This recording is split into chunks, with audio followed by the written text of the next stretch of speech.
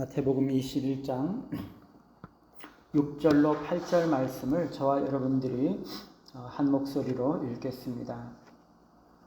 6절입니다. 제자들이 가서 예수께서 명하신 대로 하여 나귀와 나귀 새끼를 끌고 와서 자기들의 겉옷을 그 위에 얹음에 예수께서 그 위에 타시니 무리의 대다수는 그들의 겉옷을 길에 펴고 다른 이들은 나뭇가지를 베어 길에 펴고. 아멘. 영광을 받으시는 예수님이라는 제목으로 말씀을 드립니다. 지금까지 예수님은 사람들에게 질병을 고치시고 말씀을 가르치시고 이적을 행하셨지만 자신이 사람들에게 명예와 존경을 받아보신 적이 결코 없으십니다. 그가 비록 하나님의 아들이셨고 하나님께서 예비하시고 구약에서 예언하신 메시아이심에도 불구하고 주님은 자신이 메시아라는 사실을 사람들에게 알리지 않도록 단속을 하셨죠. 예수님은 사람들에게 자신이 메시아이신 그 신분이나 자신이 행하신 이적을 밝히지 말라고 말씀을 하셨습니다. 이것은 일반적으로 메시아의 비밀이라고 부르는 것인데요.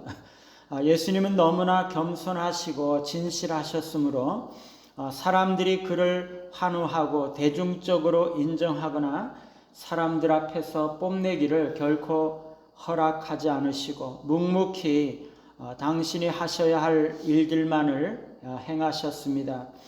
그는 결코 공개적으로 사람들의 칭찬을 받으려고 하시거나 사람들의 주목을 받거나 영광을 받고자 하지 아니하셨죠. 그것이 그분의 모든 생애를 통틀어 보이신 그분의 진실한 겸손의 모습이었습니다. 그런데 오늘 말씀에서 주님은 사람들에게 존중과 칭송을 받으십니다.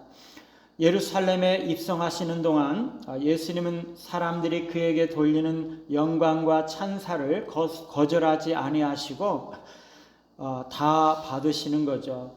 왜 그러셨을까요? 마땅히 그래야 할 때가 다가오고 계시기 때문인 거죠. 이제 비로소 그가 메시아로서의 정체성이 공개적으로 선언이 되고 그가 참으로 왕이시라는 사실이 온 천하에 온전하게 드러나야 할 때가 되었기 때문이죠. 그분은 진정 이 땅에 오실 때부터 하나님의 아들이셨고 창조주이셨기에 모든 사람들에게 존경과 영광을 마땅히 받으셔야 했던 분이신데 지금까지는 한 번도 그것을 받지 않으시고 자기를 낮추시고 감추시고 그것을 다 거절하시다가 이제 비로소 자신이 하나님의 아들이시고 메시아시라는 것을 공개적으로 드러내시고 인정을 받으시고 계시는 것입니다. 그분은 참으로 이 땅에 계실 때에도 찬양과 경배를 받으셔야 했던 분이시죠. 이스라엘 가운데 아무도 몰라주고 인정하지도 아니하고 영접하지도 않으셨던 그분이 사실은 진정한 이스라엘의 왕이셨고 그들의 창조자이시고 주인이셨지만 그분은 냉대와 홀대를 당하셨습니다. 그러나 그분은 그것을 기쁨으로 다 감당하셨죠.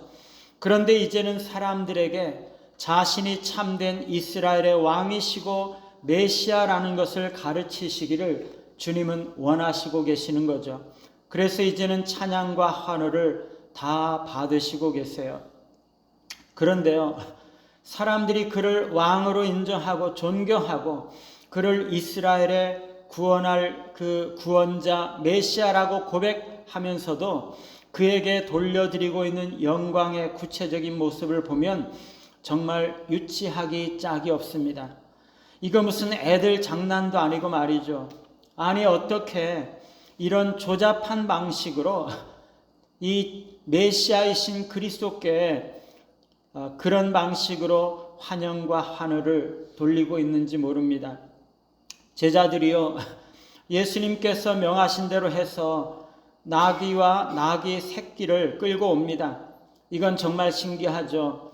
제자들은 주 예수님께서 말씀하신 곳에 이르렀을 때 나귀와 나귀 새끼가 매 있는 것을 보았습니다.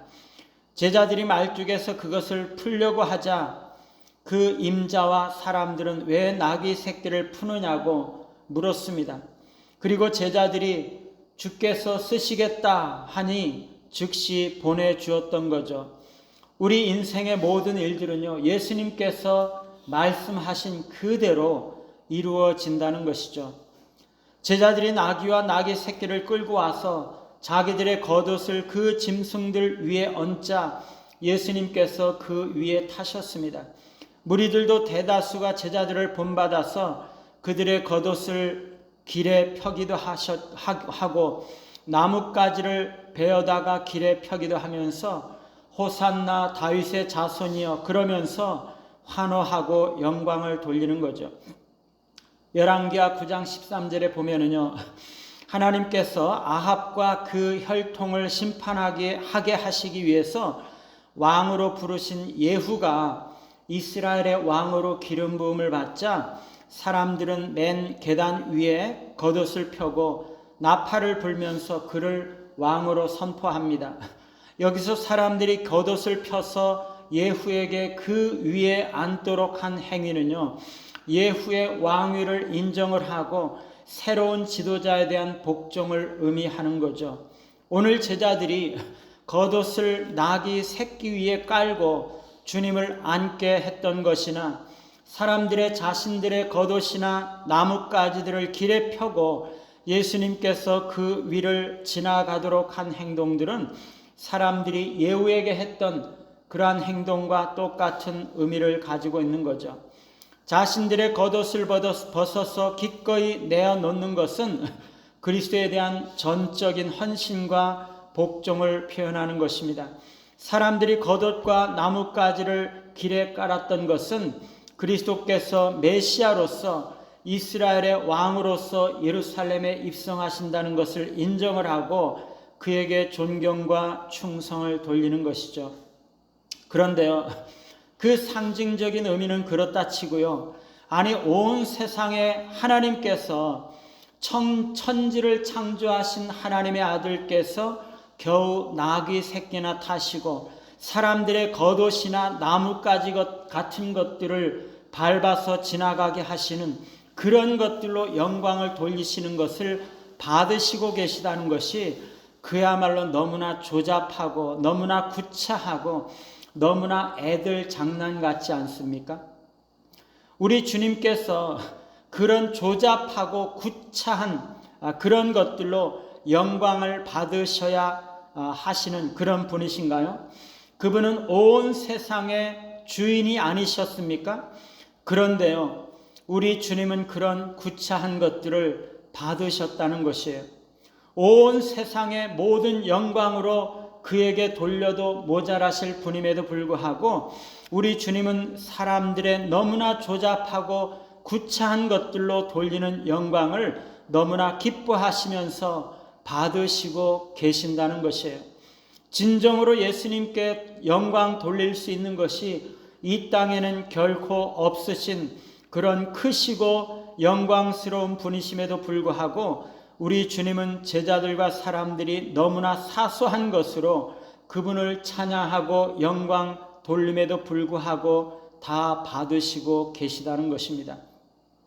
여러분, 우리는요, 우리가 가진 것이나 우리의 마음을 표현하는 방식이나 감사한 것들이 너무나 보잘것없지만은요, 우리 주님은 우리가 진심으로 드리는 그 감사와 찬양과 예물과 존경을 기쁨으로 받으신다는 것입니다.